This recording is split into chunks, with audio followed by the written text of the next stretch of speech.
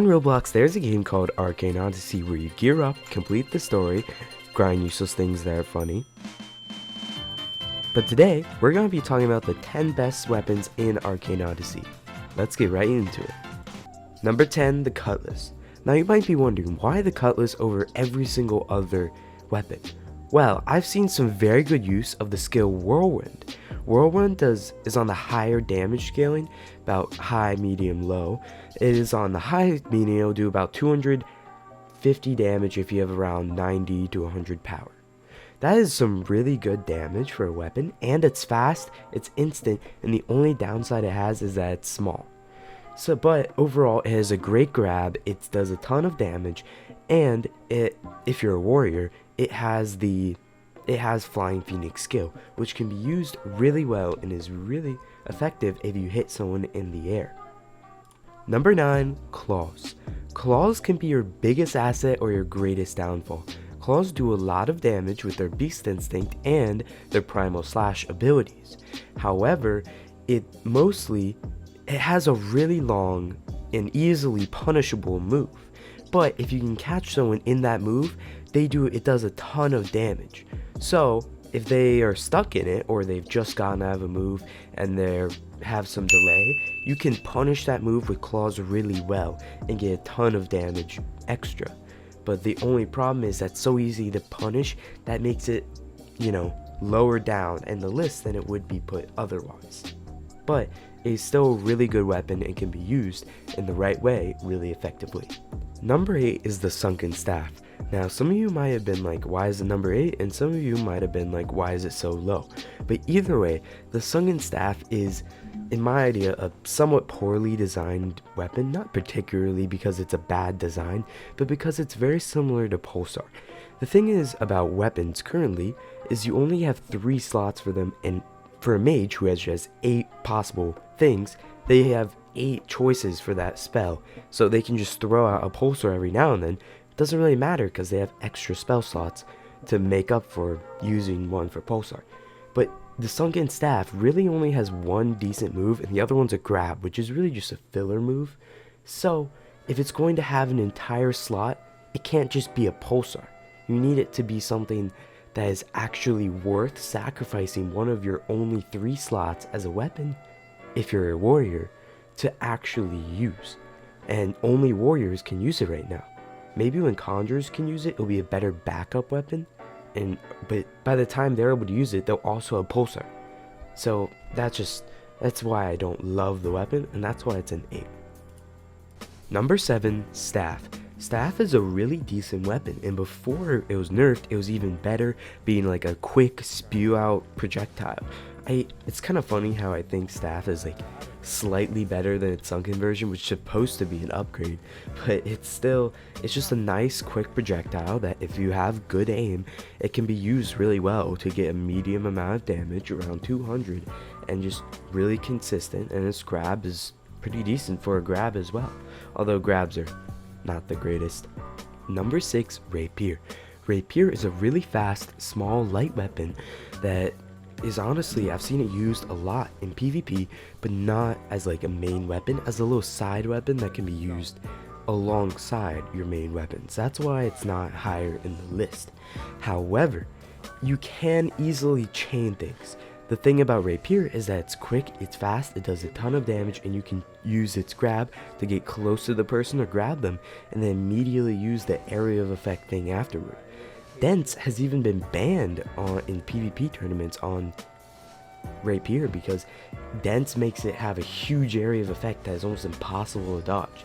Overall, it's a really solid weapon. Number 5, Katana. I think we all knew Katana was here because Katana is just an all-around decent, average, well-rounded weapon. It does medium damage, a medium-sized projectile with medium speed, likely to hit, and a not very far instant teleport that does medium damage. It's just a solid weapon that does solid damage.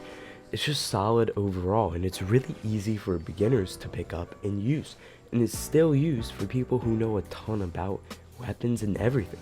It's just a really solid weapon, and it's just amazing. Number 4, Musket. We're almost at our top 3s, and for Musket, you might be confused, why is Musket so high? Or even, why is Musket so low?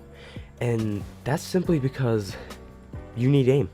I would put Musket higher because I can actually aim, but for those who can't aim, the reason why Musket is so good is because if you just have to put your cursor slightly towards them, click one button, and it's an instant transmission, 300 damage, if you can just move your mouse in the right direction.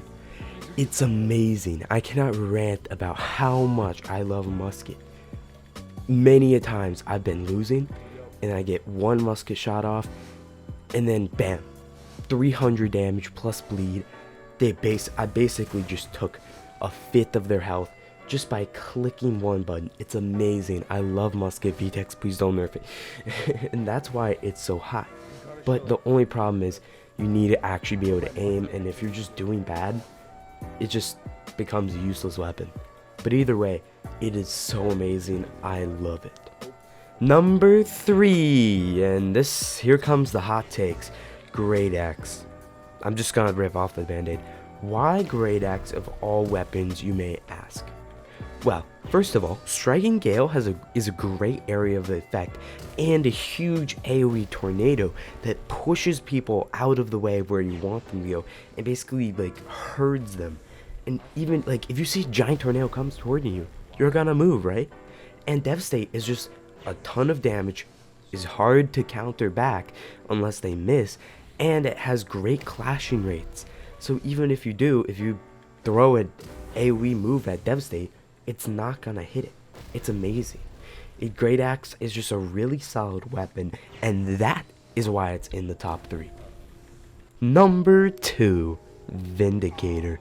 Now, hear me out. Vindicator has 2 amazing moves that are ridiculously difficult to dodge and have giant AoE. Number 1, Devastate. Already talked about it in the Great Axe, but still, really solid move. But mainly, Crushing Judgment. What it does is it grabs your character, flings it forward, and wherever you aimed your mouse towards, it does 200 damage. It's ridiculous. It's so fast. He had to nerf the size, but with a bursting enchant, you get a ton. You still get the size, and you get like, it's so hard to dodge. The only thing you can do to dodge it is literally to predict the Vindicator or just block or parry it. There's no way to get out of it. It's so fast. There's almost no way to dodge it, especially if you just ended like a move. It's amazing. And finally, for our number 1 best weapon, in my opinion, in Arcane Odyssey, drum roll, the Sunken Sword. Now, why the Sunken Sword? Well, a couple of reasons actually. Now, I'm speaking from a warrior standpoint, by the way. Number 1, Rising Tide, 200 damage, really difficult to dodge, amazing move. It has a great grab, and that can easily chain into some Rising Tide as well if you don't have a ton of ping. It's like a 450 damage combo with the grab and then the Rising Tide right after. It's almost impossible to dodge. And Flying Phoenix, while it may not seem the best of some people, if you hit someone with Flying Phoenix in the air, I think I talked about this with Cutless, it will guarantee both hits, meaning that they're just taking 250 damage. On the ground, it's more or less pretty terrible, but in the air, when you can hit someone both times, guaranteed, even if they're 10 miles away, it's amazing, because that's just 250 damage that they can't dodge, and it's not even that hard to hit someone with it. That's why Sunken Sword is, in my opinion, the best weapon in the game, and I will always keep it with me, no matter what weapon class I do in the future. Anyways, guys, that's about it, and let me know what your favorite weapons are in the comments section below. See ya!